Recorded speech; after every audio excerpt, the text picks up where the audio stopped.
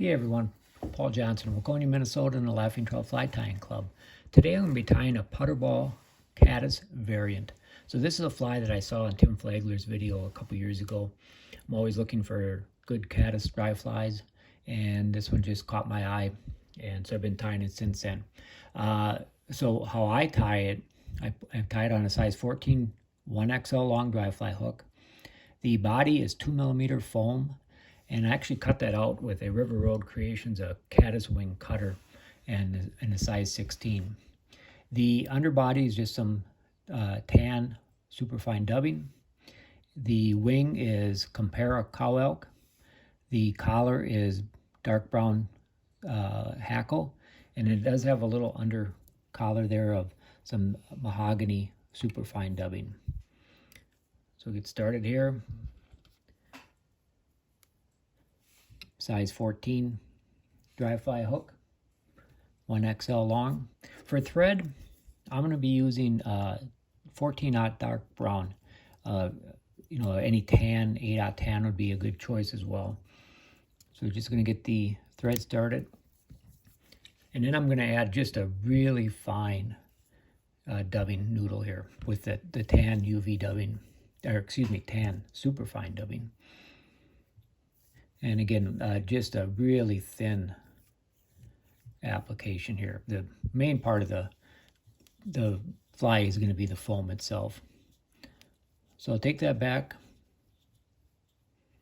to about the bend, and then I'm going to come back to right about the hook point. So I've got a piece of 2mm foam. I cut it out with that cutter. So you can certainly just cut a straight piece of foam and then just kind of knock the ends off and curve it around a little bit. So I'm going to place that right on top of the hook, extend not quite a hook gap beyond the bend of the hook. A couple loose wraps of tying thread here, and then pull that tight. I'm going to add just a touch more superfine dubbing in the tan here, mostly because I'm using that dark brown thread. If you were using tan thread, it really wouldn't matter because you're not going to notice it.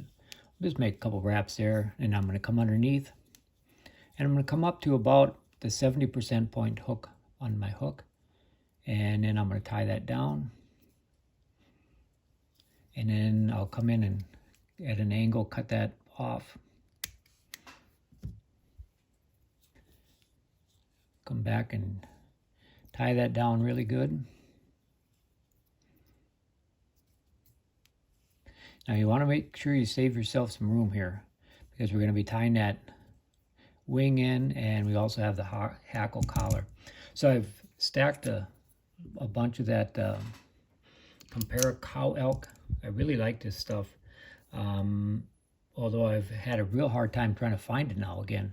I'm not real sure why, but deer hair and some elk hair seems to be in short demand, so or short supply. So I'm going to make a couple loose wraps here, and I'll pull tight, come in with several more really tight wraps of tying thread there to bind that all down. I want that wing to come to about the back of the hook in length. Just going to bind those butt ends down, lifting up on it and getting some thread wraps. And that kind of helps prevent that wing from spinning around the side of the hook. So I'll gather up the butt ends and come in and cut those off close. Should have got those a little closer.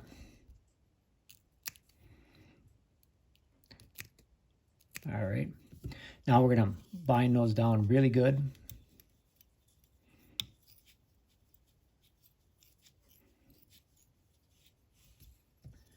All right. Now I've got a feather. Should have mentioned it's just a rooster feather, dark brown, but I've sized it to a size 16 hook. So I'm tying this fly on a size 14, but I've actually got a size 16 hackle. And otherwise, I think otherwise the hackle just looks too long. I'm going to come in with some of that mahogany superfine dubbing, and just a wisp of that is all we need. And what we're going to do with that is just clean up the fly here. Okay, now I should get 3 wraps of hackle, moving forward from back to front. Should have grabbed my hackle pliers. And there's my 3rd wrap.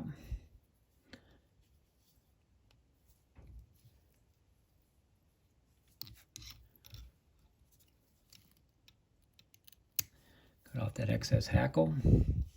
And then I should have enough room there to whip finish. Otherwise you could do a couple half hitches. And just do that again, make sure it's tight.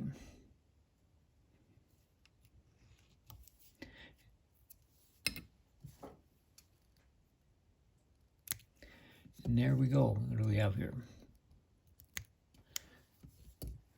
Finished size 14 Puterbaugh Caddis variant. So foam floats well. I like that dark brown hackle in the front. So check it out. Give it a try if you're interested. Thanks for watching.